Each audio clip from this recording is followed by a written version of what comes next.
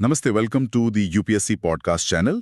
आज बिपिन चंद्रा की भारत के स्वतंत्रता संग्राम श्रृंखला में हम चैप्टर 8 पर एक गहरी नजर डालेंगे। प्रेस की स्वतंत्रता को सुरक्षित करने की लड़ाई।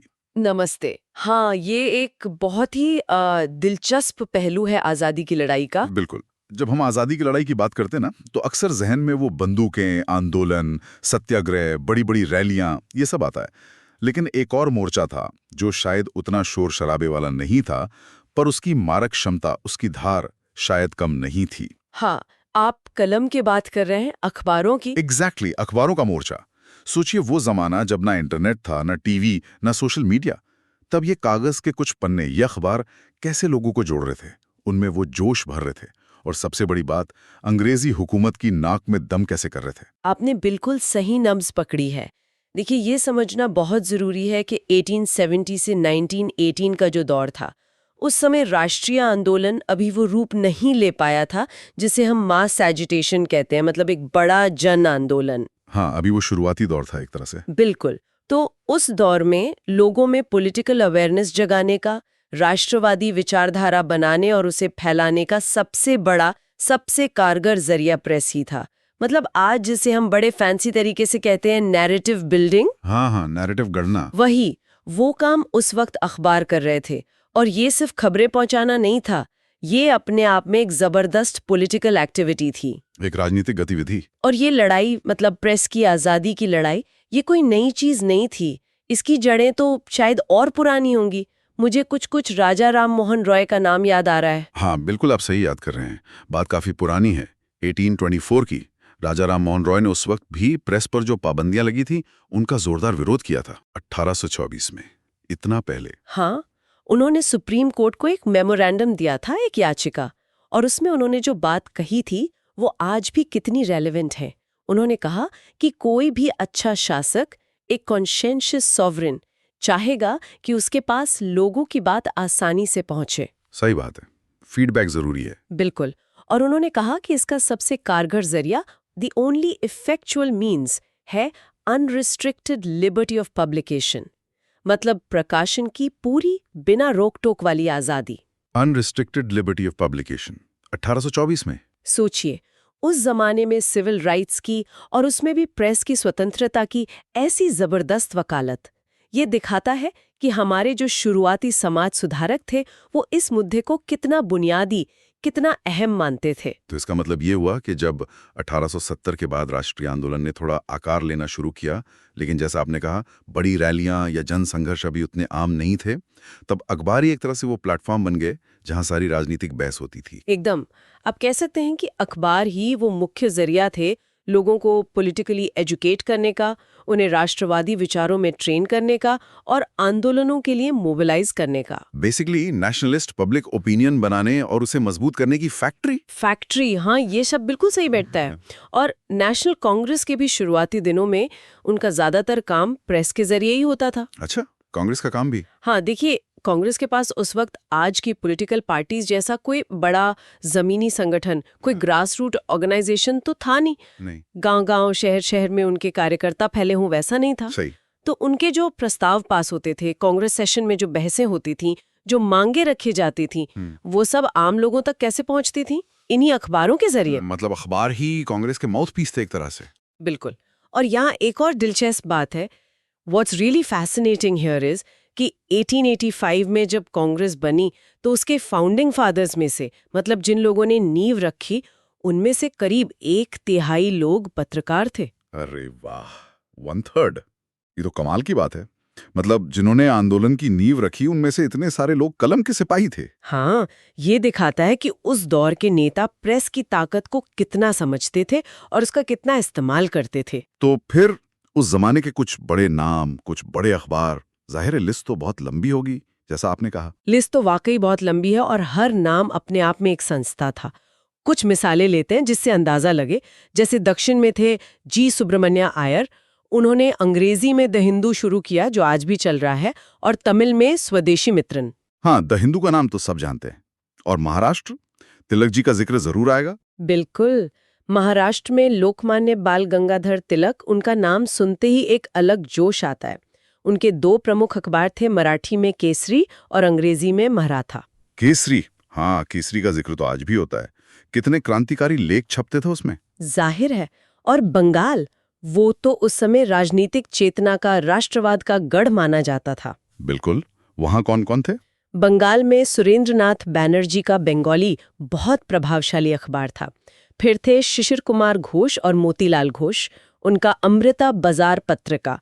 इसकी कहानी तो और भी दिलचस्प है। हाँ, मैंने सुना है इसके बारे में कुछ। ये पहले बंगाली में छपता था, लेकिन जब सरकार वर्नैक्युलर प्रेस एक्ट लाई, मतलब देसी भाषाओं के अखबारों पर नकेल कसने के लिए, तो इन्होंने रातों रात इसे अंग्रेजी अखबार बना दिया। रातों रात। क्या बात है, रातों रात अंग्रेजी, अंग्रेजों को चकमा देने के लिए। हाँ। फिर गोपाल कृष्ण गोखले, जो नरम दल के बड़े नेता थे और गांधी जी के राजनीतिक गुरु भी माने जाते हैं, उनका अखबार था सुधारक। एन सेन का इंडियन मिरर था। और Dadabhai Naoroji, the grand old man of India, उनका भी अपना पत्र था voice of India. Voice of India नाम ही कितना पावरफुल है। और उत्तर भारत, पंजाब, यूपी वगैरह में, यूपी में जीपी वर्मा थे, उनके हिंदुस्तानी और एडवोकेट नाम के अखबार थे। पंजाब में ट्रिब्यून का नाम बहुत बड़ा था और अखबार आम भी था। ट्रिब्यून तो आज भी है।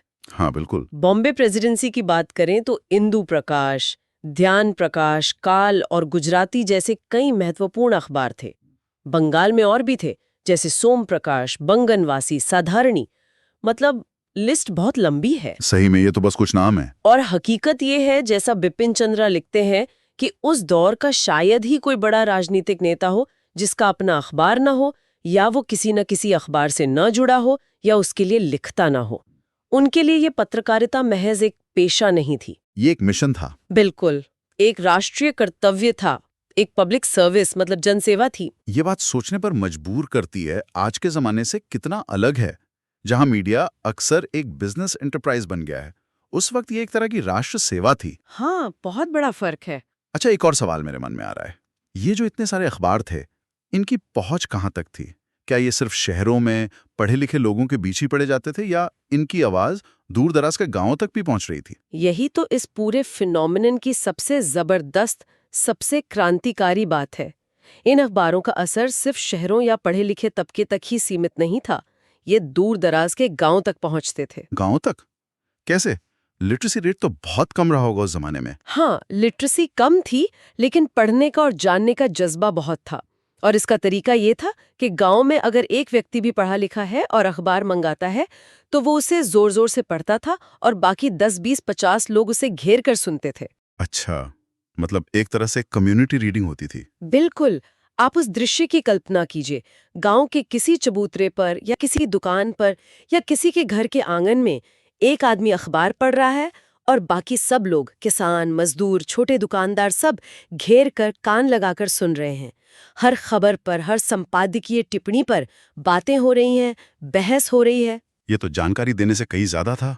ये तो एक तरह से लोगों को जोड़ रहा था, उनमें एक सामूहिक चेतना, एक कलेक्टिव कॉन्शियसनेस पैदा कर रहा था। एग्जैक्टली। और इसी से जुड़ी है एक और दिलचस्प चीज, लाइब्रेरी मूवमेंट। लाइब्रेरी मूवमेंट गांव में? हाँ, देश भर में, खासकर छोटे कस्बों और गांवों में छोटी छोटी लाइब्रेरियां खुलने लगीं। और इन लाइब्रेरियों का केंद्र बिंदु, इनका न्यूक्लियस क्या होता था? अक्सर एक अकेला अखबार। मतलब लाइब्रेरी सिर्फ एक अखबार के इर्द गिर्द? हाँ, कोई बड़ा तामझाम नहीं। कैपिटल इक्विपमेंट के नाम पर क्या था? शायद एक मेज, 2 बेंच या ज्यादा से ज्यादा एक पुरानी चारपाई।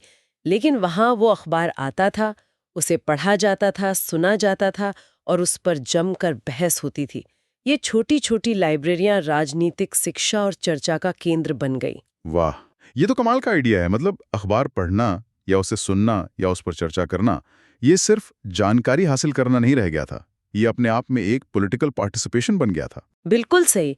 जैसे आज हम शायद कॉलेज कैंटीन में या ऑफिस में या चाय की टपरी पर देश दुनिया के मुद्दों पर बहस करते हैं, कुछ वैसा ही, लेकिन शायद ज्यादा संगठित, ज्यादा फोकस्ड और ज्यादा असरदार तरीके से।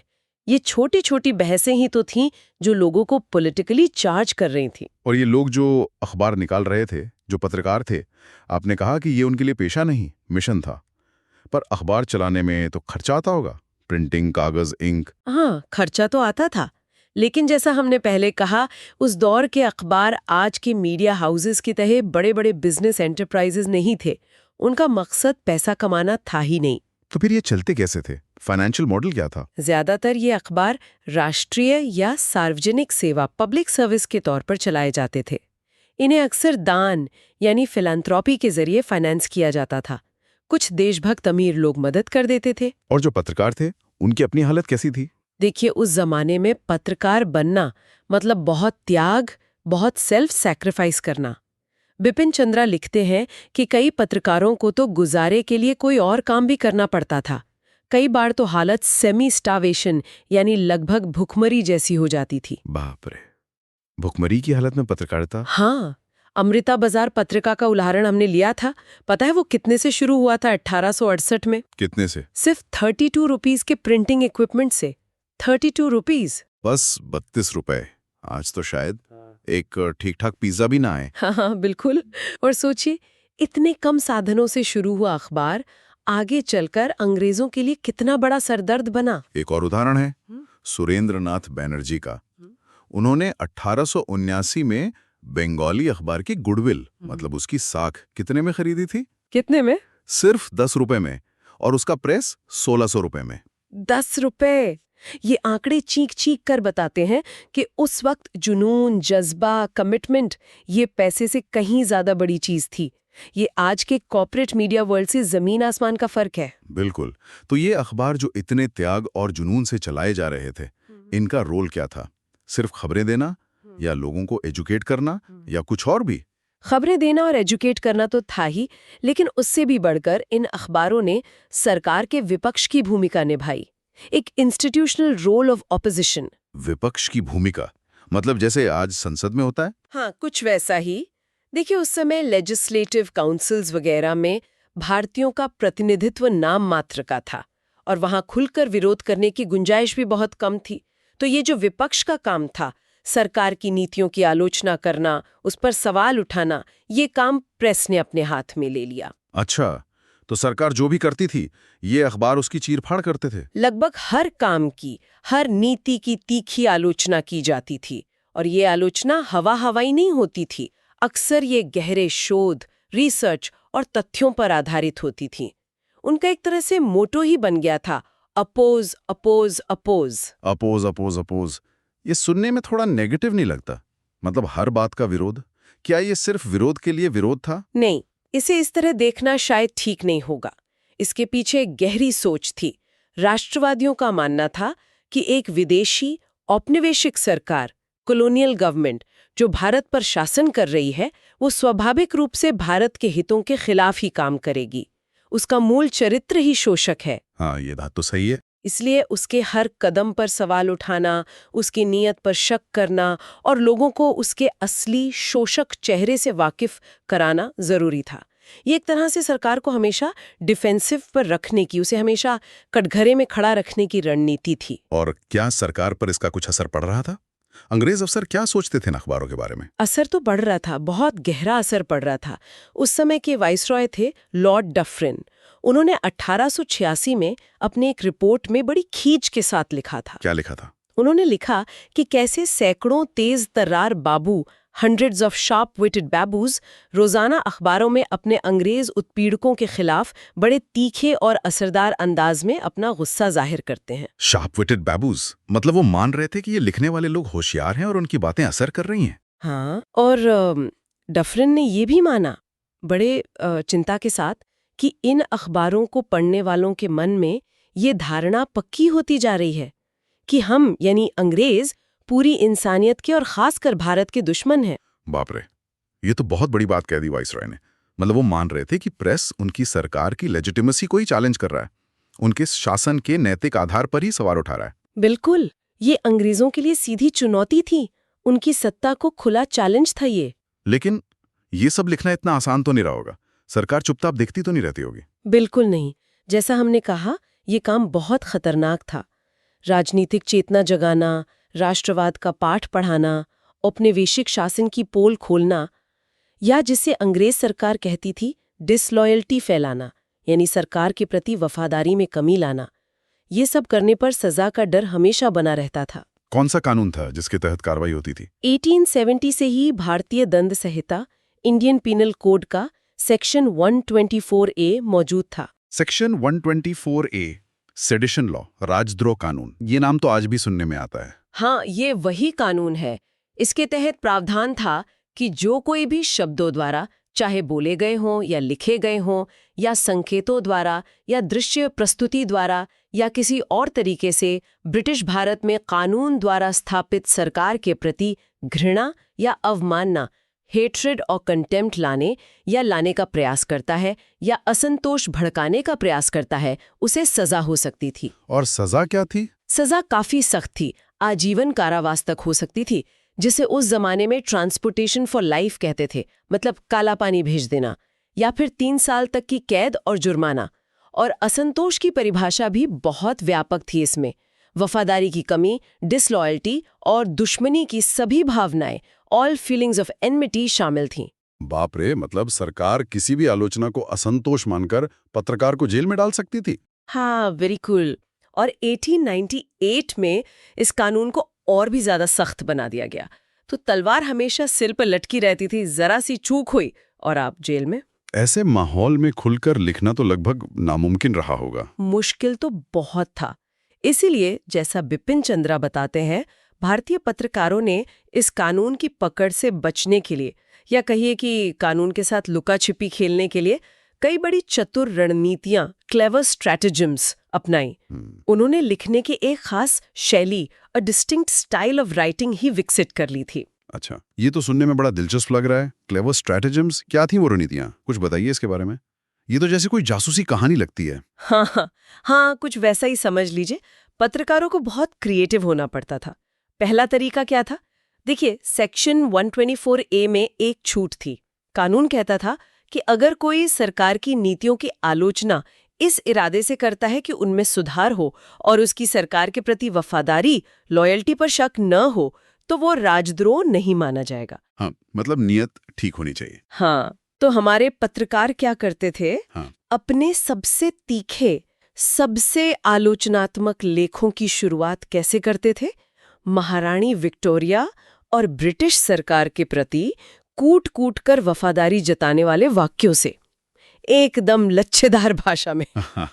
ये तो कमाल है। मतलब पहले जी भर के तारीफ करो, वफादारी दिखाओ और फिर धीरे से अपनी बात कह दो। जैसे आज ऑफिस में कोई अपने बॉस को क्रिटिकल फीडबैक देने से पहले 100 बार कहता है, sir with all due respect, आप बहुत अच्छा काम कर रहे हैं, पर एक छोटा सा सजेशन था। बिल्कुल, बिल्कुल वही अंदाज। पहले मक्खन, फिर मुद्दा। अच्छा, दूसरा तरीका भी बड़ा स्मार्ट था। वो क्या था? देखिए, लंदन में उस वक्त कई समाजवादी या सोशलिस्ट या आयरिश राष्ट्रवादी अखबार छपते थे, या कुछ ऐसे कट्टरपंथी ब्रिटिश नागरिक, रेडिकल ब्रिटिश सिटीजन्स भी थे जो साम्राज्यवाद के सख्त खिलाफ थे और लिखते थे। हाँ, ब्रिटेन में भी तो विरोध की आवाजें थी। बिल्कुल। तो भारतीय पत्रकार क्या करते थे? उन ब्रिटिश अखबारों या लेखकों के साम्राज्यवाद विरोधी लेखों या पत्रों से हिस्से उठाकर अपने अखबारों में छाप देते थे। अच्छा, इससे क्या फायदा होता था? फायदा ये था कि अब अंग्रेज सरकार के लिए मुश्किल खड़ी हो जाती थी। अगर वो इस भारतीय पत्रकार पर राजद्रोह का मुकदमा चलाते, तो उन्हें उन ब्रिटिश अखबारों या नागरिकों पर भी कार्रवाई करनी पड़ती जिनके लेख छापे गए थे, और अपने ही देश के लोगों पर, खासकर लंदन में बैठे लोगों पर कार्रवाई करने से वो हिचकिचाते थे। गजब। मतलब अंग्रेजों के ही लोगों की बातों को ढाल बनाकर इस्तेमाल किया जा रहा था, उन्हीं के हथियार से उन पर पलटवार। एग्जैक्टली। तीसरा तरीका तो और भी मजेदार था। बताइए बताइए। कभी कभी क्या करते थे कि किसी बड़े ब्रिटिश अखबार से, जैसे मान लीजिए टाइम्स लंदन से ही, सरकार की आलोचना करने वाला कोई पैराग्राफ उठाया और उसे बिना ये बताए कि ये कहाँ से लिया गया है या बिना कोटेशन मार्क्स लगाए ऐसे ही छाप दिया। अच्छा, फिर? अब भारत में बैठे अंग्रेज अफसर, जो ब्यूरोक्रेसी थी, वो ये पढ़कर एकदम चिढ़ जाते थे। सोचते थे कि देखे जरा किस भारतीय पत्रकार की इतनी हिम्मत हुई कि सरकार के खिलाफ ऐसा लिखे, चलो इस पर कार्रवाई करते हैं। हाँ, जरूर सोचते होंगे। लेकिन जब वो जांच करते और पता चलता कि अरे ये तो हमारे अपने ही टाइम्स लंदन या किसी और बड़े ब्रिटिश अखबार का अंश है, तो बेचारे ठंडे पड़ जाते थे, हाथ मलते रह जाते थे। सोचिए कितनी झुंझुलाहट होती होगी उन्हें। ये तो वाकई कमाल की स्ट्रेटेजी थी। मतलब पूरी तरह लीगल लूप होल्स का फायदा उठाया जा रहा था। और भी थे ऐसे तरीके? ये तो सच में जासूसी नॉवल जैसा होता जा रहा है। हाँ, एक और रणनीति थी, जैसे रूस में जार के निरंकुश शासन के खिलाफ जो क्रांतिकारी आतंकवादी गतिविधियां हो रही थी। हाँ, रशियन नियलिस्ट वगैरह। बिल्कुल। तो उनके बारे में सहानुभूति दिखाते हुए लेख इस तरह से छापे जाते थे कि पढ़ने वाला फौरन भारत की अंग्रेजी सरकार और बंगाल महाराष्ट्र के क्रांतिकारियों के बीच एक समानता, एक पैरेलल्स देख लें। मतलब इशारा साफ होता था। समझ गया। सीधे सीधे कुछ नहीं कहा, पर पढ़ने वाला समझ गया कि इशारा किस तरफ है। हाँ, और बाद में जब अधिकारी जांच करते तो क्या पता चलता कि ये लेख भी टाइम्स लंदन या किसी और प्रतिष्ठित ब्रिटिश अखबार से ही जसकतस उठाया गया था। वाह, मतलब संदेश भी पहुंच गया और कानूनी तौर पर आप पूरी तरह सुरक्षित। इनडायरेक्ट कम्युनिकेशन की कला में तो ये लोग माहिर थे। और एक और शैली बहुत इस्तेमाल होती थी, सलाह देने वाली शैली। सलाह देने वाली? कैसे? मतलब सरकार की नीतियों की तीखी आलोचना इस तरह पेश की जाती थी जैसे लेखक तो सरकार का बहुत बड़ा शुभचिंतक है। जैसे वो अधिकारियों को उनकी अपनी ही गलतियों, उनकी फॉलीज से बचाने की कोशिश कर रहा हो। अच्छा, जैसे कोई बड़ा भाई छोटे भाई को समझा रहा हो। हाँ, कुछ वैसा ही। बाल गंगाधर तिलक और मोतीलाल घोष इस शैली के उस्ताद माने जाते थे। वो लिखते ऐसे थे मानो कह रहे हो, देखिए साहब, हम तो आपका भलाई चाहते हैं, ये जो आप कर रहे हैं ना, इससे आपका ही नुकसान होगा, हमारी सलाह मानिए, ऐसा मत कीजिए। जबकि असल निशाना सरकार की नीति और उसकी नीयत पर होता था। ये तो बड़ी महीन कारीगरी थी शब्दों के। बिल्कुल। और कुछ ज्यादा साहसी लेखक थे जो खुलकर व्यंग, आयरनी, कटाक्ष, सार्केज्म, मजाक, बैंटर, यहाँ तक कि नकली गंभीरता, मॉक सीरियसनेस और प्रहसन, बर्लेस्क का भी सहारा लेते थे। मतलब ह्यूमर को भी एक हथियार की तरह इस्तेमाल किया गया। तो कुल मिलाकर ये जो राष्ट्रवादी पत्रकार थे, खासकर जो भारतीय भाषाओं में लिख रहे थे, उनका काम कितना मुश्किल रहा होगा। उन्हें एक साथ दो नावों पर सवारी करनी थी। हाँ, उन्हें सादगी, सिंप्लिसिटी और सूक्ष्मता, सब्टिलिटी, इन दोनों को मिलाना था। सादगी इसलिए ताकि कम पढ़े लिखे सेमी लिटरेट लोग भी उनकी बात आसानी से समझ सकें और राजनीतिक रूप से जागरूक हों। और सूक्ष्मता? वो राष्ट्रवाद का संदेश, वो विरोध का संदेश लोगों तक पहुंचा सकें। ये संतुलन साधना, ये बैलेंसिंग एक्ट बहुत ही कमाल का था। और ये मानना पड़ेगा कि उन्होंने ये मुश्किल काम बड़ी कामयाबी से किया। और इस पूरी प्रक्रिया में उन्होंने न सिर्फ लोगों को जगाया, बल्कि उन भाषाओं को भी समृद्ध किया जिनमें वो लिख रहे थे, चाहे वो बांग्ला हो, मराठी हो, तमिल हो, हिंदी हो या अंग्रेजी ही क्यों ना हो। इस संघर्ष ने भाषा को भी एक नई धार दी, नए तेवर दिए। बिल्कुल सही। इस संघर्ष ने भारतीय भाषाओं के गद्य को, प्रोज को विकसित करने में बहुत बड़ी भूमिका निभाई। तो इसका मतलब साफ है, प्रेस सिर्फ खबरें नहीं ले रहा था, वो सोच गढ़ रहा था, भाषा गढ़ रहा था और कानून के साथ लुका छिपी का एक बहुत ही खतरनाक लेकिन जरूरी खेल भी खेल रहा था। हाँ, और यहाँ एक सबसे अहम बात जो हमें याद रखनी चाहिए वो ये है कि राष्ट्रीय आंदोलन ने, यानी कांग्रेस और दूसरे राष्ट्रवादी नेताओं और संगठनों ने शुरू से ही प्रेस की आजादी को एक बुनियादी अधिकार माना। मतलब ये सिर्फ पत्रकारों की लड़ाई नहीं थी। बिल्कुल नहीं।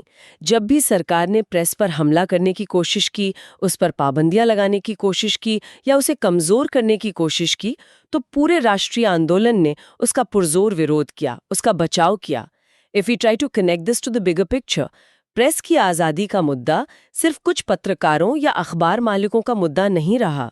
ये पूरे राष्ट्रीय आंदोलन का मुद्दा बन गया। हाँ, ये पूरे देश का मुद्दा बन गया। ये आजादी की उस बड़ी लड़ाई का ही एक अभिन्न अंग, एन इंटीग्रल पार्ट बन गया। सही बात है, क्योंकि आवाज दबाना तो गुलामी का सबसे पहला लक्षण होता है।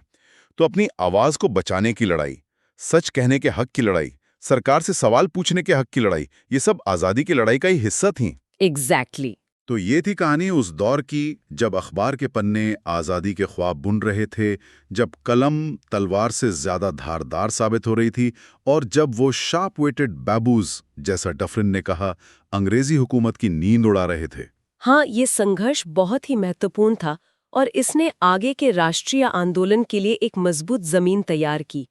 चलिए अब आगे बढ़ते हैं और देखते हैं कि ये लड़ाई और कैसे आगे बढ़ी।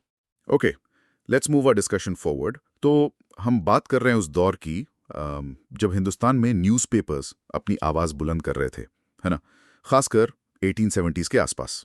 हाँ बिल्कुल। ये वो टाइम था जब इंडियन पेपर्स ने, मतलब खासकर वर्नाक्युलर पेपर्स ने, सरकार को, स्पेसिफिकली लॉर्ड लिटन के एडमिनिस्ट्रेशन को काफ़ी सीरियसली क्वेश्चन करना शुरू कर दिया था। हाँ, और इसका एक बड़ा ट्रिगर था 1876-77 का फैमीन, वो जो अकाल पड़ा था। वो भयानक अकाल। बिल्कुल। सरकार का रिस्पॉन्स या शायद कहें लैक ऑफ रिस्पॉन्स बहुत क्रिटिसाइज हुआ। रिपोर्ट्स आ रही थी कि भाई लोग भूखों मर रहे हैं और एडमिनिस्ट्रेशन बिल्कुल ठंडा पड़ा है, मतलब प्रोसीजरल तरीके से डील कर रहा है। विक्टिम्स के प्रति एम्पैथी तो जैसे थी ही नहीं, बिल्कुल इनसेंसिटिविटी थी। और ये जो क्रिटिसिज्म था, ये सिर्फ बड़े शहरों के इंग्लिश स्पीकिंग एलीट तक ही नहीं रुका, राइट? शायद यही बात अंग्रेजों को सबसे ज्यादा परेशान कर रही थी। एग्जैक्टली उनको ये रियलाइज हुआ कि ये खबरें, ये गुस्सा, ये वर्नैक्युलर पेपर्स के थ्रू, मतलब हिंदी, बंगाली, मराठी, तमिल, इन सब भाषाओं में छप के छोटे शहरों और शायद गांव देहात तक भी पहुंच रहा है। अच्छा। और ये उनके लिए खतरनाक था। देखो, एक पढ़ा लिखा बाबू नाराज हो वो एक बात है, लेकिन अगर किसान और छोटा दुकानदार सरकार के खिलाफ सोचने लगे तो वो मास डिस्कंटेंट बन सकता है। हाँ, वो तो मास मूवमेंट का बेस बन सकता है। बिल्कुल। तो उन्हें लगा कि इस वर्नैक्युलर डिसेंट को, मतलब देसी भाषा वाले विरोध को कंट्रोल करना जरूरी है। तो इसी सोच के साथ, इसी पृष्ठभूमि में आता है वर्नैक्युलर प्रेस एक्ट 1878। हाँ जी। इसके तो नाम में ही इसका पर्पस छिपा है, सिर्फ वर्नैक्युलर यानी देसी भाषा के अखबारों के लिए। इंग्लिश प्रेस को पूरी छूट। कमाल है। मतलब साफ था कि उन्हें क्रिटिसिज्म से उतनी प्रॉब्लम नहीं थी जितनी क्रिटिसिज्म इन इंडियन लैंग्वेजेस से थी। बिल्कुल सही कहा। और जिस तरह से ये एक्ट लाया गया वो भी काफी कुछ बताता है। एकदम चुपके से सीक्रेटली प्लान किया गया। अच्छा। हाँ, इंपीरियल लेजिस्लेटिव काउंसिल की सिर्फ एक मीटिंग में पास कर दिया। कोई पब्लिक कंसल्टेशन नहीं, कोई खास डिबेट नहीं। ये दिखाता है कि सरकार कितनी जल्दी में थी, शायद डरी हुई भी थी। एक तरह से ये लेजिस्लेटिव एम्बुश था, जैसे बिना बताए अचानक कानूनी हमला कर दिया। तो इस एक्ट में था क्या एग्जैक्टली मतलब इसके प्रावधान क्या थे? What were the teeth? Basically system ये था, डिस्ट्रिक्ट मैजिस्ट्रेट को पावर दे दी गई कि वो किसी भी वर्नैक्युलर न्यूज़पेपर के प्रिंटर या पब्लिशर को एक बॉन्ड साइन करने को कहे। बॉन्ड? किस बात का बॉन्ड? बॉन्ड इस बात का कि वो कोई भी ऐसी चीज नहीं छापेंगे जिससे लोगों में सरकार के खिलाफ डिसअफेक्शन फैले या फिर अलग अलग रेस, कास्ट या रिलीजन के लोगों के बीच दुश्मनी बढ़े। ओके। और अगर उन्होंने बॉन्ड साइन करने से मना कर दिया या साइन करने के बाद भी कुछ ऑब्जेक्शनेबल छाप दिया तो उनकी सिक्योरिटी डिपॉजिट जो बॉन्ड्स के साथ ली जा सकती थी वो फॉरफीट हो जाती, जब्त। पैसे गए। हाँ, और अगर दोबारा ऑफेंस किया, मतलब फिर से वैसी सामग्री छापी, तो उनकी प्रिंटिंग प्रेस ही कॉन्फिस्केट की जा सकती थी। मतलब पूरा बिजनेस ही बंद। अरे बाप रे, प्रिंटिंग प्रेस ही जब्त। हाँ, और सबसे प्रॉब्लमैटिक बात क्या थी पता है? मैजिस्ट्रेट का डिसीजन फाइनल था, उसके खिलाफ आप कोर्ट में अपील नहीं कर सकते थे। No judicial review. वाह, मतलब पूरी तरह से एग्जीक्यूटिव कंट्रोल वर्नैक्युलर प्रेस पर। और ये ऑब्जेक्शनेबल क्या है?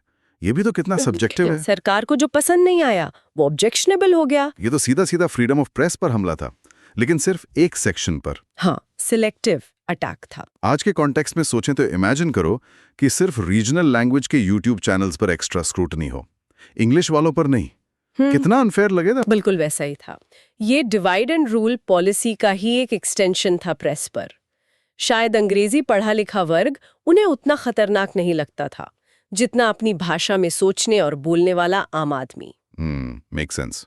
इसीलिए इस एक्ट का विरोध भी बहुत जबरदस्त हुआ। इंडियन नेशनलिस्ट सर्कल्स में इसको लेकर बहुत गुस्सा था। कैलकाटा के टाउन हॉल में एक मैसिव प्रोटेस्ट मीटिंग हुई। कहते हैं कि शायद ये पहला मौका था जब किसी पब्लिक इशू पर इतने बड़े स्केल पर लोग इकट्ठा हुए थे। ये इंपॉर्टेंट पॉइंट है। मतलब ये सिर्फ एडिटर्स और राइटर्स का मुद्दा नहीं रहा, आम लोग भी इसमें शामिल हुए। उन्हें लगा कि ये उनकी आवाज दबाने की कोशिश है। हाँ बिल्कुल। और ये प्रोटेस्ट सिर्फ एक मीटिंग तक नहीं रुका। अलग अलग पब्लिक बॉडीज, एसोसिएशंस और खुद प्रेस ने मिलकर एक सस्टेन्ड कैंपेन चलाया। पिटिशंस भेजी गईं, लगातार एडिटोरियल्स लिखे गए, दूसरे शहरों में भी मीटिंग्स हुईं। अच्छा, मतलब कोऑर्डिनेटेड एफर्ट था। हाँ, उस वक्त के हिसाब से ये एक इम्प्रेसिव डिस्प्ले था कलेक्टिव एक्शन का। लोग समझ गए थे कि भाई ये खतरा हम सब पर है। और इस कलेक्टिव एक्शन का, इस विरोध का कुछ नतीजा भी निकला। Yes, the pressure worked. Public opinion इतना स्ट्रांग था, रेजिस्टेंस इतना परसिस्टेंट था कि आखिरकार सरकार को कदम वापस लेना पड़ा। 1881 में जब लॉर्ड रिपन वाइसराय बन के आए तो उन्होंने इस एक्ट को रिपील कर दिया, खत्म कर दिया। अरे वाह, तो ये तो एक बड़ी जीत थी। बिल्कुल, एक सिग्निफिकेंट विक्ट्री थी इंडियन पब्लिक ओपिनियन की और प्रेस की। इससे एक प्रेसिडेंट भी सेट हुआ कि अगर लोग साथ मिलकर आवाज उठाएं तो वो पॉलिसी चेंज ला सकते हैं। लेकिन इस एक्ट से बचने का एक बड़ा ही कमाल का ऑलमोस्ट फिल्मी किस्सा भी है, अमृता बाजार पत्रिका का। सुना है इस एक्ट का एक प्राइमरी टारगेट वही पेपर था। हाँ, वो काफी हद तक सही है। अमृता बाजार पत्रिका उस वक्त बंगाली और इंग्लिश दोनों में छपती थी और लिटन की पॉलिसीज की, खासकर अफगान वॉर को लेकर, बहुत तीखी आलोचना करती थी। तो सरकार की नजर में ये कांटे की तरह चुभती थी।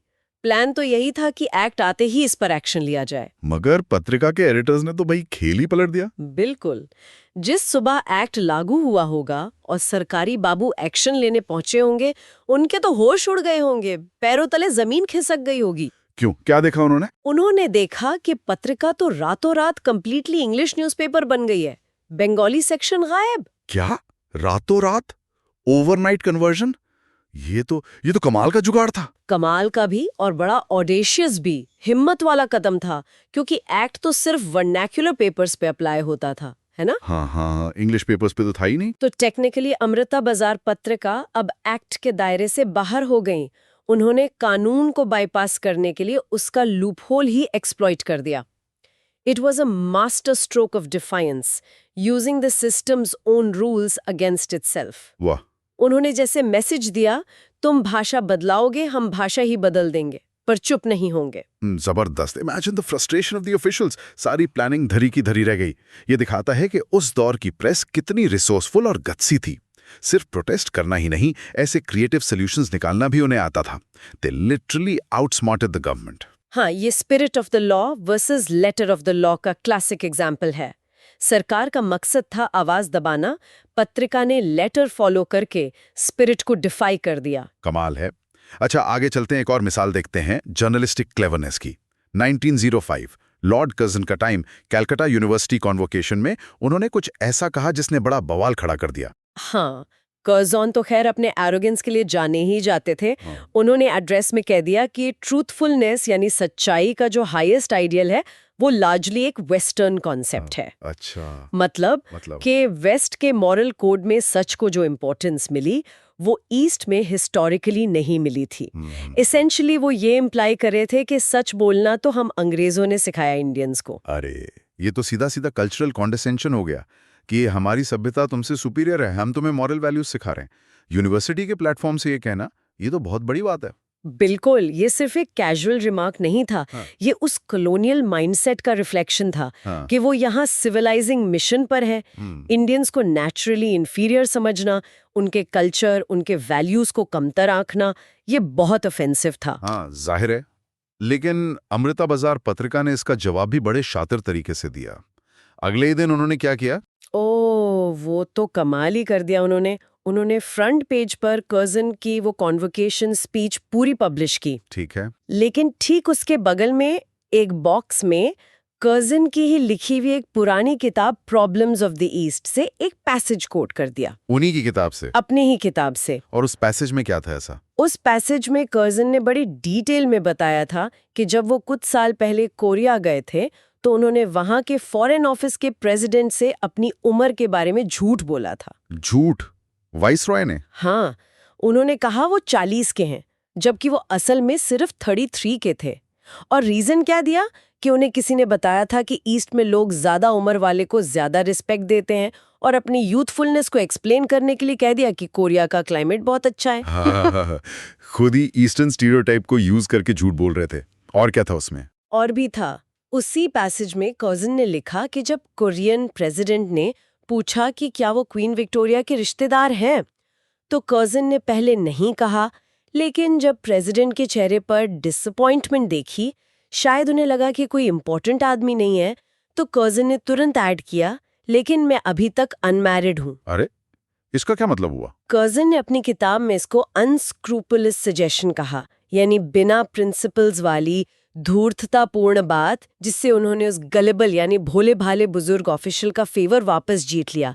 मतलब इशारा ये कि शायद शादी के जरिए रिश्तेदारी हो सकती है या कुछ वैसा। इनक्रेडिबल। मतलब जो वाइसरॉय इंडियंस को ट्रूथफुलनेस का लेक्चर्स दे रहे थे, वो अपनी ही किताब में एडमिट कर रहे थे कि उन्होंने पॉलिटिकल एक्सपीडियंसी के लिए, मतलब अपना काम निकालने के लिए एक नहीं बल्कि कई झूठ बोले थे, और इस पे थोड़ा गर्व भी महसूस कर रहे थे। हाँ, पत्रिका ने बस दोनों टेक्स्ट्स को साइड बाय साइड रख दिया।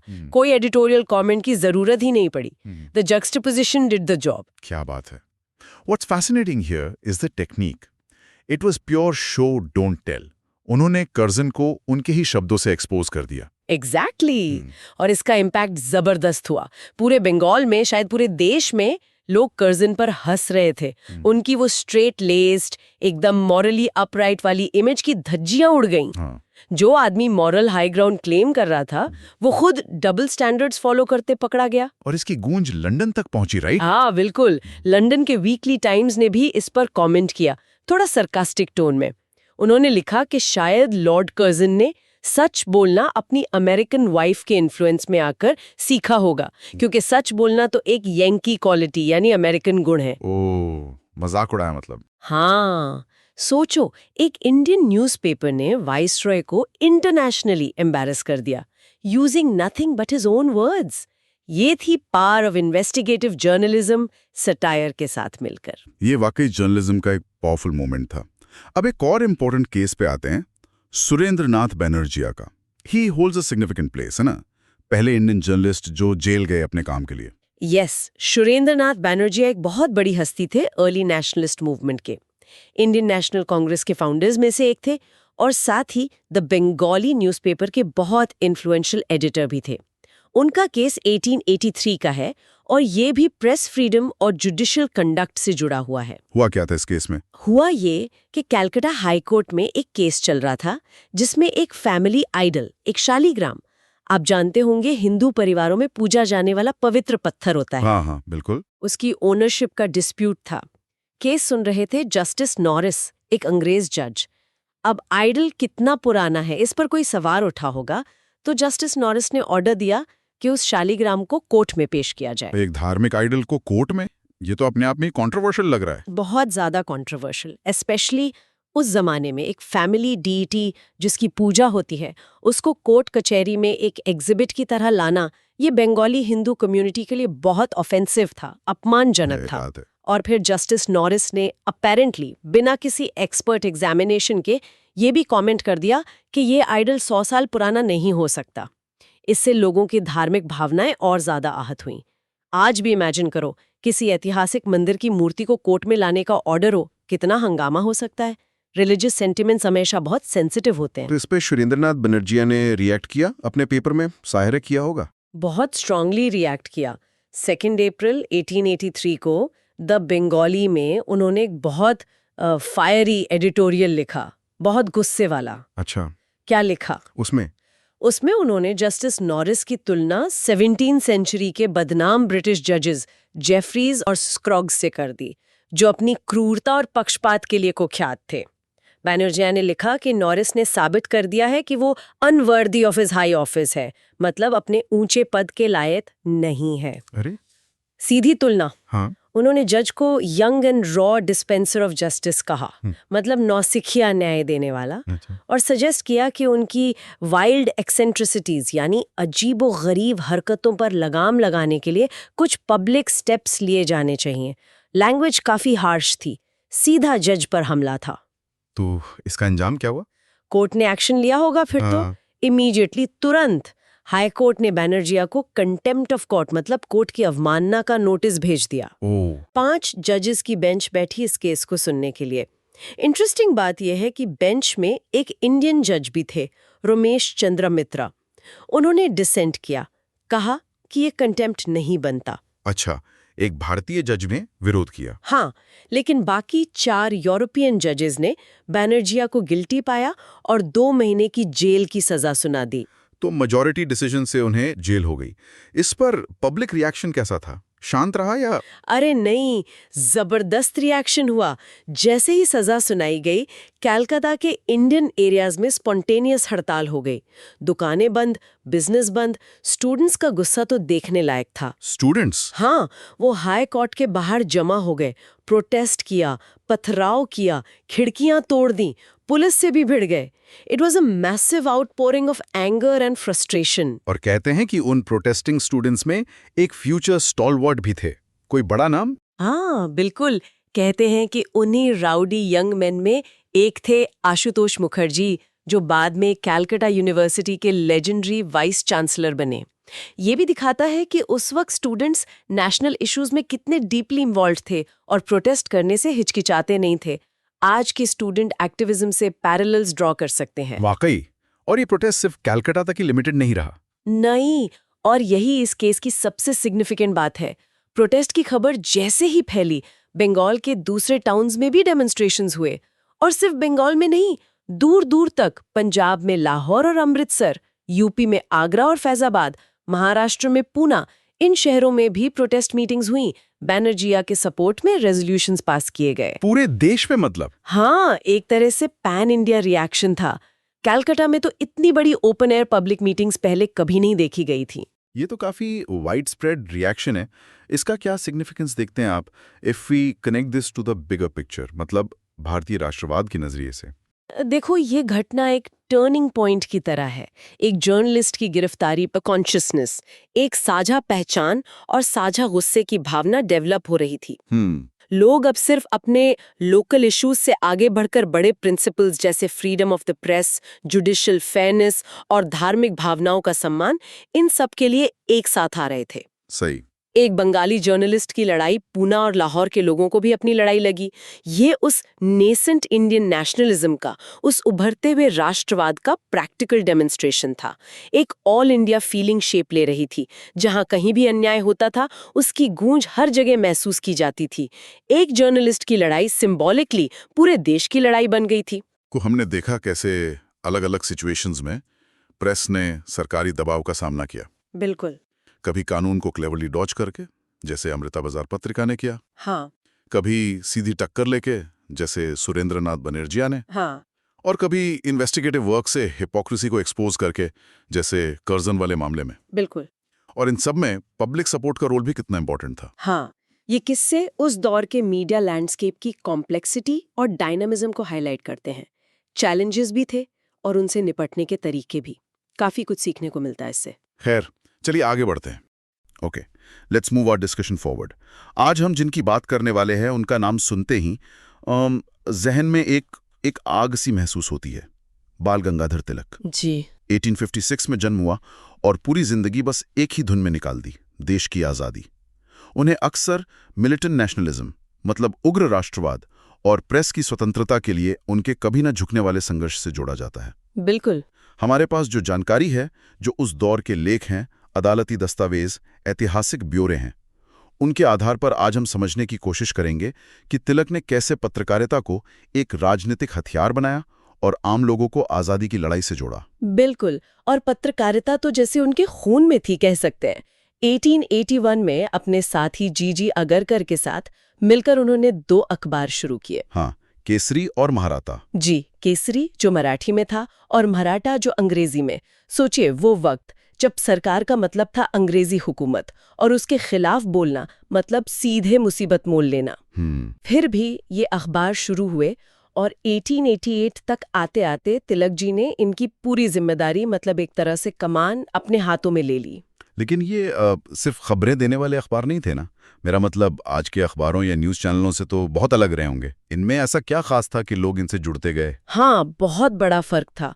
ये सिर्फ इन्फॉर्मेशन नहीं दे रहे थे, ये एक मिशन पर थे।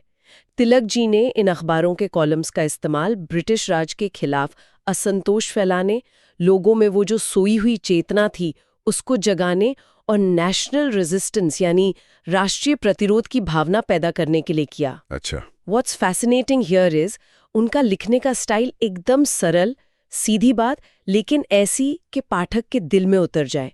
मजेदार भी, ताकि लोग पढ़ें, बोरिंग नहीं। हाँ, भारी भरकम भाषा नहीं। बिल्कुल, जो सिर्फ पढ़े लिखे एलीट वर्ग को ही समझ आए वैसा नहीं।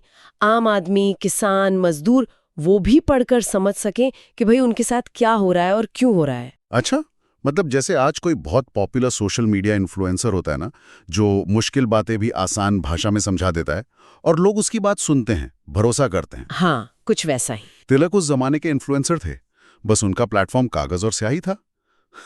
कमाल है, बिना इंटरनेट, बिना टीवी के, सिर्फ शब्दों से उन्होंने कैसे वो क्रांति की लहर पैदा की होगी। फायरी और करेजियस जर्नलिस्ट, वाकई। हाँ, और उनका काम सिर्फ लिखने तक ही सीमित नहीं था। तिलक जी ने यह समझा कि भारत जैसे देश में लोगों को जोड़ने के लिए सिर्फ राजनीतिक बातें काफी नहीं हैं। यहाँ धर्म और संस्कृति लोगों की रगों में बसे हैं। सही बात है। तो उन्होंने क्या किया? पारंपरिक धार्मिक त्योहारों को राष्ट्रवादी विचारों के प्रचार का एक जबरदस्त प्लेटफॉर्म बना दिया। 1893 में गणपति उत्सव को सार्वजनिक रूप दिया। हाँ, वो गणपति उत्सव वाला किस्सा तो बहुत मशहूर है। जी, और फिर 1896 में शिवाजी उत्सव की शुरुआत की। ये तो बड़ा स्मार्ट मूव था। मतलब जैसे आजकल गणेश चतुर्थी या दुर्गा पूजा में पंडाल लगते हैं, हजारों लोग इकट्ठा होते हैं, कम्युनिटी फीलिंग आती है। तिलक ने उसी भीड़, उसी भावना को नेशनलिज्म से जोड़ दिया। एग्जैक्टली। पंडालों में पूजा के साथ देशभक्ति के गीत, अंग्रेजों के खिलाफ भाषण, ये तो कम्युनिटी मोबिलाइजेशन का, यानी समुदाय को एक मकसद के लिए साथ लाने का बिल्कुल ग्रासरूट्स तरीका था। धर्म का इस्तेमाल पॉलिटिकल अवेकनिंग के लिए। कमाल। एग्जैक्टली। और ये सिर्फ सांस्कृतिक राष्ट्रवाद नहीं था, उन्होंने आर्थिक मोर्चे पर भी चोट की, इकोनॉमिक फ्रंट पर भी। 1896 में जब सरकार ने भारत में बने कपास पर एक्साइज ड्यूटी लगा दी। अच्छा, क्यों? ताकि मैनचेस्टर से जो कपड़ा आता था वो यहाँ महंगा ना लगे, उसकी बिक्री बढ़े। तो तिलक ने इसके विरोध में पूरे महाराष्ट्र में विदेशी कपड़ों के बॉयकॉट यानी बहिष्कार का अभियान छेड़ दिया। अरे वाह। लोगों से कहा, अंग्रेजी कपड़े मत पहनो, अपने देश का पहनो। अरे वाह, ये तो स्वदेशी आंदोलन की शुरुआत थी एक तरह से।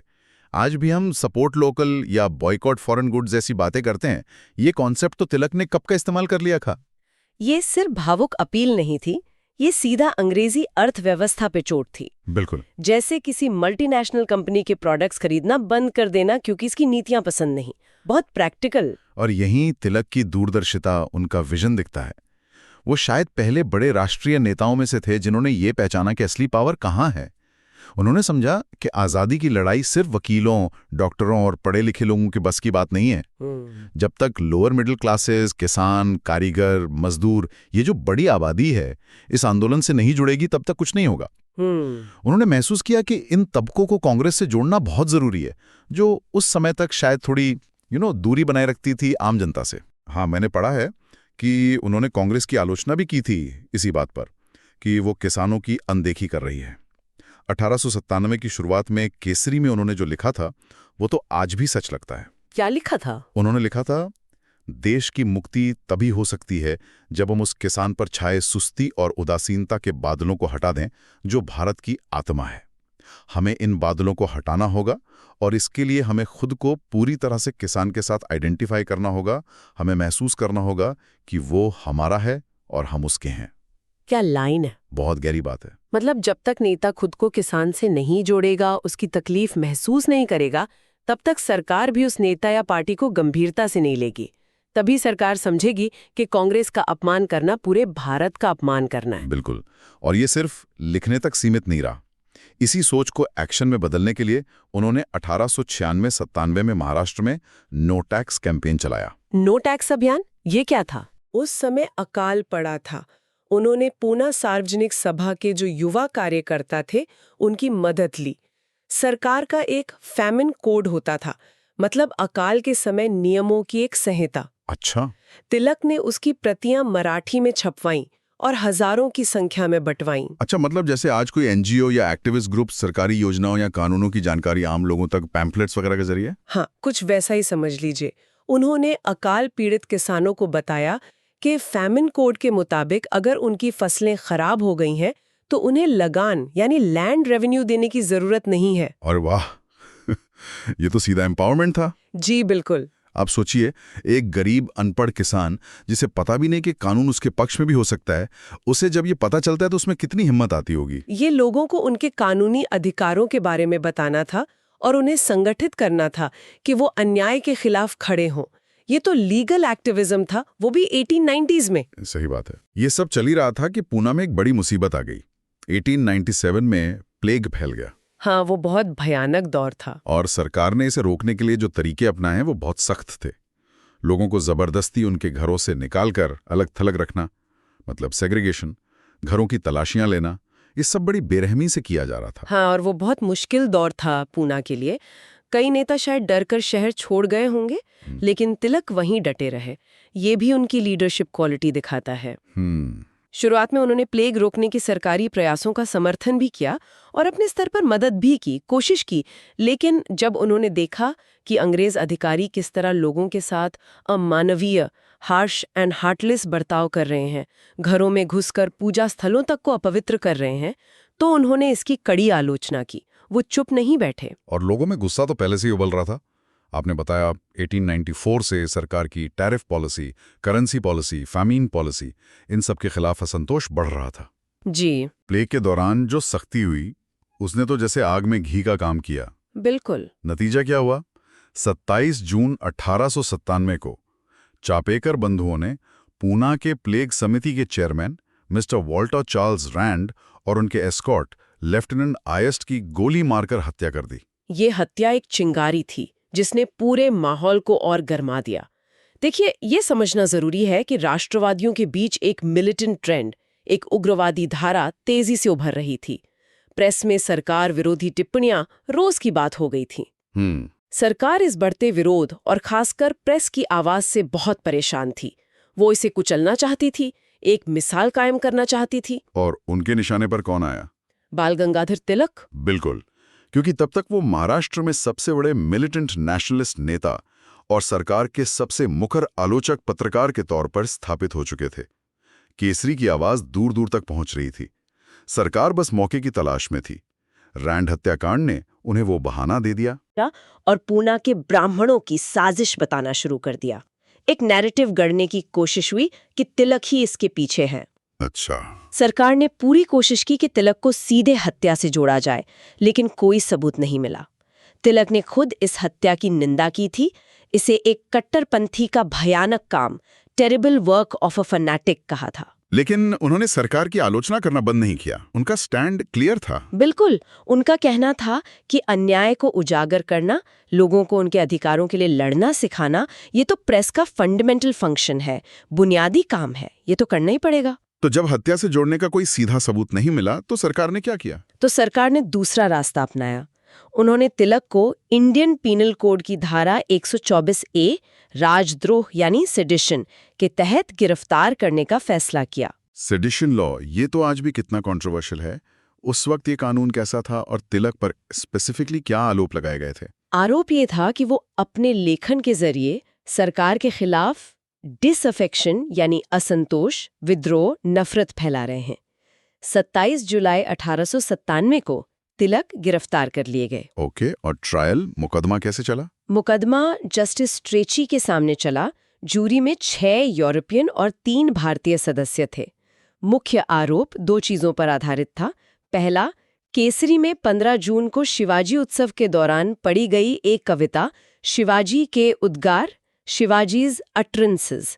दूसरा, तिलक का शिवाजी उत्सव में दिया गया वो भाषण जिसमें उन्होंने शिवाजी द्वारा अफजल खान की हत्या को सही ठहराया था, उसको जस्टिफाई किया था। शिवाजी के उद्गार, उस कविता में ऐसा क्या था जो राजद्रोह माना गया? वो कविता दरअसल शिवाजी महाराज को आज के भारत की दुर्दशा पर विलाप करते हुए दिखाती है। शिवाजी कह रहे हैं, हाय हाय, मैं अपनी आंखों से अपने देश की बर्बादी देख रहा हूं। विदेशी लोग लक्ष्मी यानी धन को हाथ यानी टैक्स और अत्याचार से छीन कर ले जा रहे हैं। दुष्ट अकबाया, जो दुर्भाग्य का प्रतीक है, अकाल के साथ पूरे देश में घूम रही है। ये सारे राजे महाराजे यानी नेता शतरंज के मोहरों की तरह इतने लाचार कैसे हो गए हैं? अरे बाप रे। आप सोचिए, ये शब्द पढ़कर या सुनकर लोगों के खून में कैसा उबाल आता होगा। कितना पावरफुल इमेजरी है। जाहिर है। प्रोसिक्यूशन यानी अभियोजन पक्ष ने तर्क दिया कि तिलक का शिवाजी द्वारा अफजल खान की हत्या को जायज ठहराना असल में ब्रिटिश अधिकारियों की हत्या के लिए उकसावा है, इंसाइटमेंट है। अच्छा। उनका मुख्य आरोप ये था कि तिलक अपने अखबार के जरिए ये विचार फैला रहे हैं कि अंग्रेजों को भारत पर राज करने का कोई नैतिक अधिकार नहीं है और उनसे छुटकारा पाने के लिए कोई भी तरीका एनी एंड ऑल मीन्स अपनाया जा सकता है। अगर हम आज के नजरिए से देखें तो ये आरोप शायद टेक्निकली गलत नहीं लगता है। तिलक का अंतिम लक्ष्य तो आजादी ही था, लेकिन उन्होंने अदालत में क्या कहा? क्या उन्होंने मान लिया कि हाँ, मैं राजद्रोही हूं? नहीं, उन्होंने ऐसा नहीं किया। देखिए, वो दौर अलग था। गांधी जी के नेतृत्व में सत्याग्रह का वो युग अभी दूर था, जब स्वतंत्रता सेनानी गिरफ्तार होने पर अपना बचाव करने से इनकार कर देते थे और खुलेआम कहते थे, हाँ, मैंने सरकार के खिलाफ असंतोष फैलाया है और ये मेरा धर्म है। हाँ, वो तो बाद में आया। बलिदान और सत्ता की खुली अवहेलना, ओपन डिफाइंस की राजनीति अभी बन रही थी। तिलक उसके पायनियर्स में से थे, शुरू करने वालों में से। तो फिर उन्होंने अपना बचाव कैसे किया? उस समय भी ये दिखाना जरूरी होता था कि जो भी एंटी कॉलोनियल गतिविधियां हो रही हैं वो कानून के दायरे में है, ताकि सरकार को दमन का खुला बहाना न मिले। इसलिए तिलक ने आधिकारिक आरोपों से इनकार किया और कहा कि उनका इरादा विदेशी शासन के खिलाफ असंतोष या नफरत फैलाना नहीं था, बल्कि वो तो सिर्फ अन्याय की आलोचना कर रहे थे। लेकिन इस पुरानी शैली के बचाव में भी तिलक ने साहस और बलिदान का एक बेंचमार्क सेट किया। वो जानते थे कि वो एक नई, ज्यादा कम्बैटिव राजनीति शुरू कर रहे हैं। इस राजनीति को जनता का भरोसा चाहिए, और वो भरोसा नेता के अपने उदाहरण से ही मिल सकता है। और उन्हें ये भी डर होगा कि अगर वो बहुत ज्यादा रैडिकल दिखें तो सरकार आंदोलन को कुचल देगी, लोग डर जाएंगे और नेता जनता से कट जाएंगे। ये बैलेंस साधना कितना मुश्किल रहा होगा। बिल्कुल, बहुत नाजुक संतुलन था। इसी दौरान उनके कुछ दोस्तों ने उन पर दबाव भी डाला कि वो माफी मांग लें, अपनी टिप्पणियां वापस ले लें, मामला शांत हो जाएगा। अच्छा। लेकिन तिलक का जवाब सुनने लायक है। ये उनके कैरेक्टर को दिखाता है। उन्होंने कहा, लोगों के बीच मेरी जो स्थिति है एक नेता के तौर पर, वो पूरी तरह मेरे चरित्र पर निर्भर करती है। सरकार का मकसद पूना के नेताओं को जलील करना है, और मुझे लगता है कि मुझ में वे कच्चा रीढ़, मतलब कमजोर इंसान जो आसानी से झुक जाए, नहीं पाएंगे। फिर आपको याद रखना चाहिए कि एक हद के बाद हम सब जनता के सेवक हैं। अगर आप एक नाजुक मोड़ पर हिम्मत हार जाते हैं तो आप उन्हें धोखा देंगे और निराश करेंगे। वाह, क्या बात कह दी। मतलब पर्सनल सेफ्टी से ज्यादा पब्लिक ट्रस्ट और अपने सिद्धांतों पर टिके रहना जरूरी था उनके लिए। ये असली लीडरशिप है। जैसे आज भी देखते हैं, जब कोई नेता दबाव में आकर अपना स्टैंड बदल लेता है तो उसकी क्रेडिबिलिटी कैसे रातों रात खत्म हो जाती है। तिलक ये बात समझ रहे थे। बिल्कुल। तो मुकदमे का फैसला क्या हुआ? जस्टिस स्ट्रैची ने जूरी को जो समिंग अप दिया वो कानूनी इतिहास में लीगल सर्कल्स में बदनाम है। क्यों? ऐसा क्या कहा उन्होंने? उन्होंने डिसअफेक्शन, असंतोष विद्रोह की परिभाषा क्या दी? Simply the absence of affection, यानी सिर्फ स्नेह की अनुपस्थिति। क्या मतलब? स्नेह की अनुपस्थिति? हाँ, मतलब अगर आप सरकार से प्यार नहीं करते तो आप राजद्रोही हैं। इसका मतलब हुआ कि सरकार के प्रति किसी भी तरह की घृणा, शत्रुता, बेवफाई या कोई भी नेगेटिव फीलिंग रखना राजद्रोह है। ये तो मजाक है। ये तो लीगल इंटरप्रिटेशन का मजाक उड़ाना हुआ। मतलब सरकार से असहमत होना या उसकी आलोचना करना ही जुर्म हो गया। ऐसी परिभाषा से तो कोई भी सरकार किसी को भी राजद्रोही ठहरा सकती है। जाहिर है, इस पक्षपातपूर्ण समिंग अप के बाद जूरी ने 6-3 के बहुमत से तिलक को दोषी ठहराया, और जो 3 सदस्य असहमत थे वो तीनों भारतीय थे। ओहो, और सजा? जज ने तिलक को 18 महीने के कठोर कारावास, रिगरस इम्प्रिजनमेंट की सजा सुनाई। ये बहुत बर्बर सजा थी, खासकर तब जब तिलक बॉम्बे लेजिस्लेटिव काउंसिल के सम्मानित सदस्य थे। 18 महीने कठोर कारावास? जी, और ये अकेला मामला नहीं था। उसी समय बॉम्बे प्रेसिडेंसी के कई और राष्ट्रवादी संपादकों पर भी मुकदमे चलाए गए और उन्हें भी ऐसी ही कड़ी सजाएं दी गईं। ये प्रेस की आवाज को दबाने का एक सोचा समझा हमला था। लेकिन सरकार का यह दाव शायद उल्टा पड़ गया, है ना? सजा सुनाने के बाद क्या हुआ? लोगों का रिएक्शन क्या था? सजा के खिलाफ पूरे देश में अभूतपूर्व, मतलब अनप्रेसिडेंटेड विरोध प्रदर्शन हुए। नेशनलिस्ट अखबारों और राजनीतिक संघों ने, और इसमें मजे की बात यह है कि तिलक के राजनीतिक विरोधी जैसे मॉडरेट्स, उदारवादी, उनके द्वारा चलाए जा रहे संघ भी शामिल थे। सबने मिलकर आवाज उठाई। अच्छा, एकता दिखाई दी। हाँ, सबने मिलकर नागरिक स्वतंत्रता, सिविल लिबर्टीज और प्रेस की स्वतंत्रता, फ्रीडम ऑफ द प्रेस पर इस हमले के खिलाफ देशव्यापी आंदोलन छेड़ दिया। कई अखबारों ने विरोध में पहले पन्ने पर काली पट्टी छापी।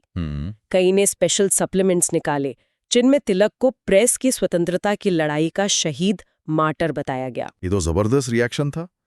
क्या इसका असर भारत के बाहर भी हुआ, अंतर्राष्ट्रीय स्तर पर? हाँ, बिल्कुल।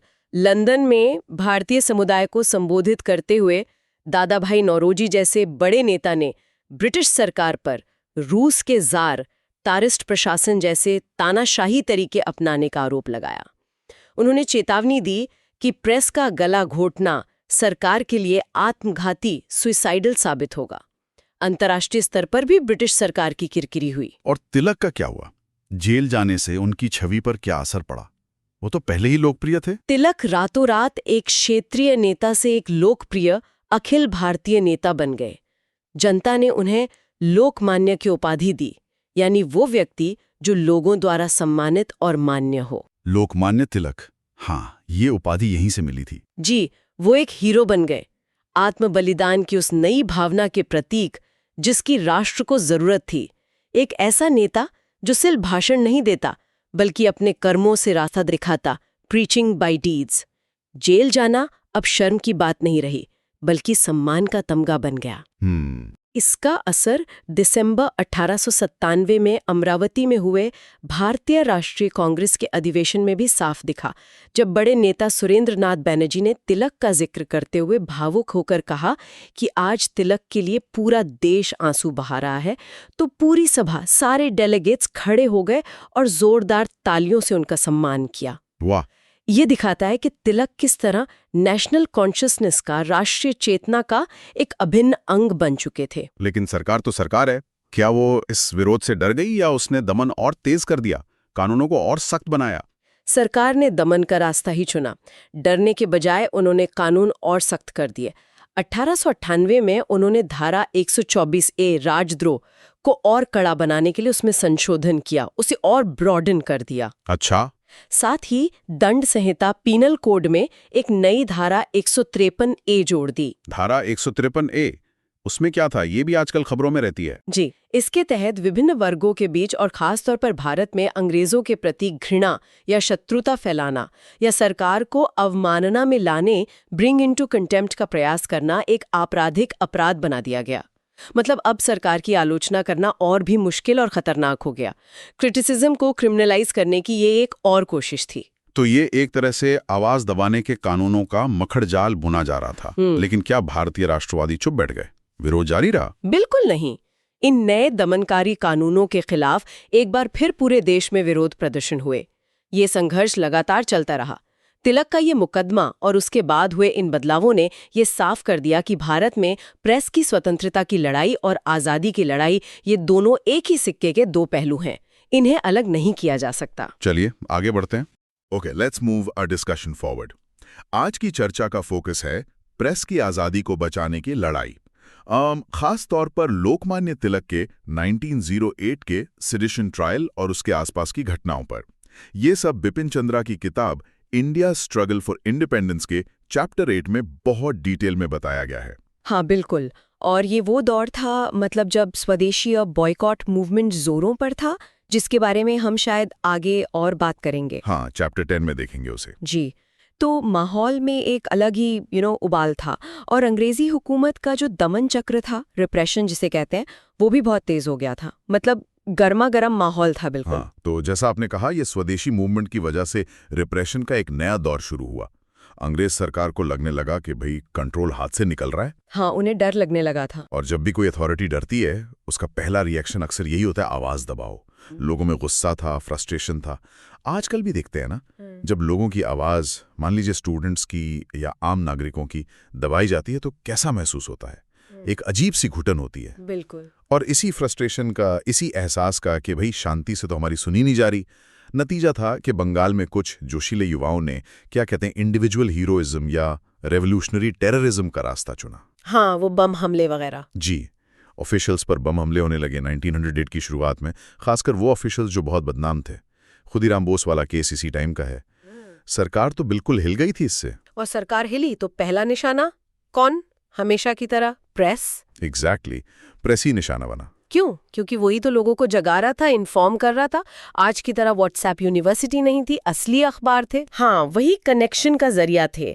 तो सरकार ने सोचा इसी को कंट्रोल करो। नए और सख्त कानून लाए गए प्रेस को काबू में करने के लिए। द न्यूज़पेपर्स एक्ट आया 1908 में, फिर 1910 में इंडियन प्रेस एक्ट। मकसद साफ था, आवाज बंद करो। और इसका असर क्या हुआ? मतलब सिर्फ कानून तो नहीं बने होंगे? नहीं, इन कानूनों के तहत धड़ाधड़ मुकदमे चले। नेशनलिस्ट अखबारों पर, उनके एडिटर्स पर भारी जुर्माने लगे, प्रेस जब्त कर लिए गए, एडिटर्स को जेल में डाल दिया। मतलब एक तरह से गला घोटने की कोशिश थी ये पूरी। सोचिए आज ऐसा हो तो, कि जरा सी क्रिटिसिज्म पर अखबार बंद। कल्पना करना भी मुश्किल है। तो ऐसे माहौल में सरकार की नजर तिलक पर न जाए ये तो हो ही नहीं सकता था। हाँ, वो तो सबसे बड़े चेहरे थे बंगाल के बाहर। बॉयकॉट मूवमेंट, मिलिटेंट पॉलिटिक्स सब में आ गए। बिल्कुल।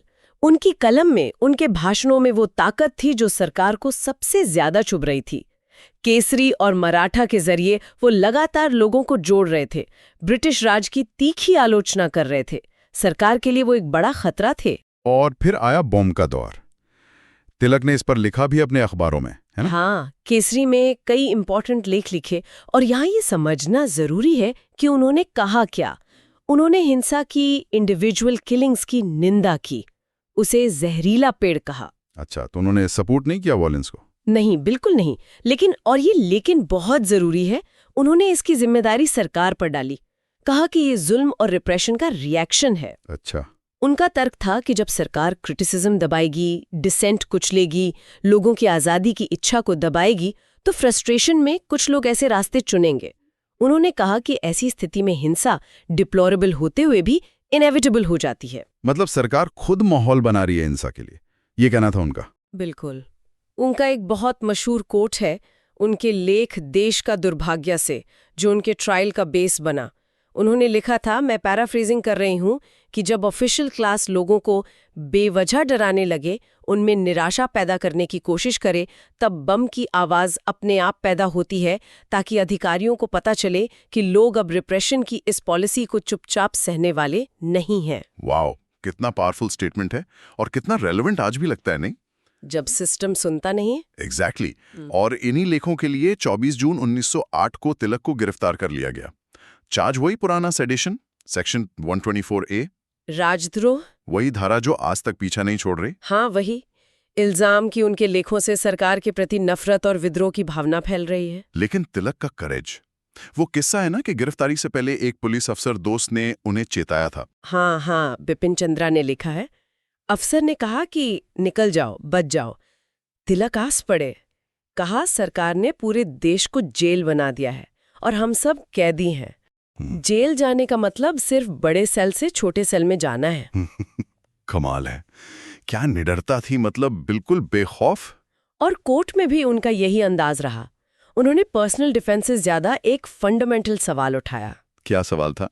उन्होंने जज और जूरी से पूछा, सवाल तिलक का नहीं है, सवाल ये है कि क्या आप प्रेस की स्वतंत्रता के संरक्षक के रूप में भारत में उतनी ही स्वतंत्रता देने का इरादा रखते हैं जितनी इंग्लैंड में है? सीधे सिस्टम पर सवाल, डबल स्टैंडर्ड्स पर। वाह, मतलब सीधी बात, नो बकवास। बिल्कुल। ट्रायल हुआ और नतीजा तो प्रेडिक्टेबल था। जूरी ने 7-2 से गिल्टी करार दिया। और वो 2 भारतीय मेंबर्स थे जिन्होंने विरोध किया था। जी हाँ। और जब तिलक को सजा सुनाने से पहले बोलने को कहा गया तो उनका जवाब भी यादगार था। उन्होंने कहा, मैं निर्दोष हूं, लेकिन कुछ उच्च शक्तियां हैं जो भाग्य तय करती हैं, और शायद विधाता की यही इच्छा है कि जिस कॉज के लिए मैं खड़ा हूं वो मेरे कष्टों से ज्यादा फले फूले बजाय मेरे आजाद रहने के। मतलब मेरी कुर्बानी शायद इस लड़ाई के लिए ज्यादा जरूरी है। क्या सोच थी। अद्भुत। और जस्टिस डावर ने उन्हें 6 साल ट्रांसपोर्टेशन की सजा सुनाई, देश निकाला, बर्मा की मांडले जेल। 6 साल काला पानी, उस जमाने में तो ये बहुत बड़ी सजा थी। तिलक की उम्र भी थी उस वक्त। हाँ, करीब 52-53 साल। तो ये सजा सिर्फ तिलक को नहीं, पूरे नेशनलिस्ट मूवमेंट को डराने के लिए थी। लेकिन दांव उल्टा पड़ गया है ना। पब्लिक रिएक्शन कैसा रहा? ये जबरदस्त, अभूतपूर्व। नेशनलिस्ट अखबारों ने कसम खाई कि वो तिलक के रास्ते पर चलेंगे, प्रेस की आजादी के लिए लड़ेंगे। जिस दिन सजा हुई 22 जुलाई को बॉम्बे शहर पूरा बंद हो गया। स्पॉन्टेनियसली। हाँ, स्पॉन्टेनियसली। सारे बाजार बंद और 1 हफ्ते तक बंद रहे। सोचिए, आज के भारत बंद जैसा माहौल, पर बिना किसी कॉल के। लोगों का गुस्सा था ये। और वो मजदूरों वाली बात, वो तो और भी गजब थी। हाँ, वही तो इसे हिस्टोरिकल बनाती है। बॉम्बे की सारी टेक्सटाइल मिलों और रेलवे वर्कशॉप्स के हजारों मजदूर 6 दिन की हड़ताल पर चले गए। 6 दिन? तिलक की सजा के हर साल के लिए 1 दिन। बिल्कुल। और ये शायद भारत की पहली बड़ी पॉलिटिकल हड़ताल थी वर्कर्स की। वो अपनी मांगों के लिए नहीं, एक पॉलिटिकल मुद्दे पर अपने नेता के लिए लड़ रहे थे। ये दिखाता है कि तिलक की पहुंच कहां तक थी, आम मजदूर तक। फिर वो झड़पें हुई पुलिस के साथ। हाँ, जब उन्हें काम पर लौटने को मजबूर किया गया तो सीधी टक्कर हुई, सड़कों पर संघर्ष हुआ, सेना बुलानी पड़ी और गोलियां चलीं। कितने लोग? 16 मजदूर शहीद हुए, 50 से ज्यादा गंभीर रूप से घायल। बहुत दुखद था ये। आम लोग अपने नेता के लिए जान दे रहे थे। ये तो वाकई एक टर्निंग पॉइंट रहा होगा मूवमेंट में। बिल्कुल। और इसकी गूंज तो रूस तक पहुंची। लेनिन ने इसे भारतीय मजदूर वर्ग का पॉलिटिकल स्टेज पर आना कहा था। उन्होंने कहा कि ये दिखाता है कि अब सिर्फ बुद्धिजीवी नहीं, वर्कर्स भी उठ खड़े हुए हैं। ये कॉलोनियल रूल के अंत की शुरुआत है। कमाल है, इस ट्रायल की लेगेसी तो फिर बहुत लंबी चली, गांधी जी के ट्रायल तक। जी हाँ, 1922 में जब गांधी जी पर सेडिशन का मुकदमा चला, सेक्शन 124A के तहत ही यंग इंडिया में लिखे लेखों के लिए। अच्छा, वही सेक्शन। हाँ, वही सेक्शन। जज ब्रूमफील्ड ने गांधी जी से कहा कि आपका अपराध तिलक जैसा ही है और सजा भी वही, 6 साल। इस पर गांधी जी ने क्या कहा? गांधी जी का जवाब भी उतना ही यादगार था। उन्होंने कहा, आपने मुझे स्वर्गीय लोकमान्य तिलक के मुकदमे की याद दिलाई, इसके लिए मैं आभारी हूँ। मैं उनके नाम के साथ जुड़ना अपना सबसे बड़ा सौभाग्य और सम्मान मानता हूँ। वाह, क्या श्रद्धांजलि थी। एक तरह से तिलक की लेगेसी को एक्नॉलेज किया उन्होंने। बिल्कुल। फर्क सिर्फ ये था कि गांधी जी ने अपना अपराध कबूल कर लिया था, प्लीडेड गिल्टी। हाँ, ये एक बड़ा फर्क था। तिलक ने तो कहा था मैं निर्दोष हूं, जी। और बिपिन चंद्रा कहते हैं कि ये फर्क दिखाता है कि 1908 से 1922 तक नेशनल मूवमेंट कितना मैच्योर हो गया था। कैसे? मतलब गिल्टी प्ली करना मैच्योरिटी कैसे हुई? मैच्योरिटी इस मायने में कि अब आंदोलन में इतनी नैतिक शक्ति आ गई थी, सत्य और अहिंसा के रास्ते पर चलते हुए, कि नेता खुलेआम कह सकते थे, हाँ, हम इस अन्यायपूर्ण कानून को नहीं मानते, ये सरकार अन्याय पर आधारित है, इसके खिलाफ डिसअफेक्शन फैलाना हमारा धर्म है और इसकी सजा हमें मंजूर है। ये डर का ना होना था, सत्य के लिए खड़े होने का साहस था। अच्छा, समझ गया। तो तिलक ने रास्ता दिखाया, गांधी ने उसे और आगे बढ़ाया। बिल्कुल। तो राजनीति और पत्रकारिता में इस बदलाव में तिलक का योगदान बहुत बड़ा था, मॉन्यूमेंटस था। उन्होंने सिर्फ आवाज नहीं उठाई, बल्कि लोगों को लड़ना और बलिदान देना सिखाया। सही बात है, उन्होंने जर्नलिज्म को एक हथियार बना दिया, लोगों को एजुकेट करने का, मोबिलाइज करने का, जगाने का। उनकी ट्रायल, वो सजा, वो जन सैलाब, ये सब माइलस्टोन्स हैं हमारी आज़ादी की लड़ाई के। और उनकी लेगेसी आज भी रेलेवेंट है। प्रेस फ्रीडम, डिसेंट का अधिकार, सेडिशन लॉ, ये सब मुद्दे आज भी हमारे सामने हैं। हाँ, ये सोचने पर मजबूर करता है कि आवाज उठाने की, सच बोलने की आज़ादी कितनी कीमती है। बिल्कुल।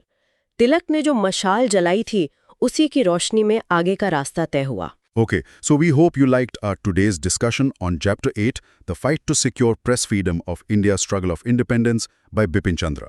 For more such discussions on UPSC topics, subscribe to the UPSC podcast channel. Dhanyavad. Jai Hind.